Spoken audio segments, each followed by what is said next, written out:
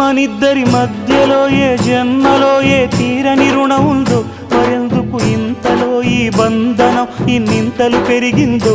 అమాయకమైన నీ చిన్నారి నవ్వును ఏ తల్లి కందో, ఇటే నీ దారి ఉందని నిన్ను ఏ సుడి గాలి పంపిందో.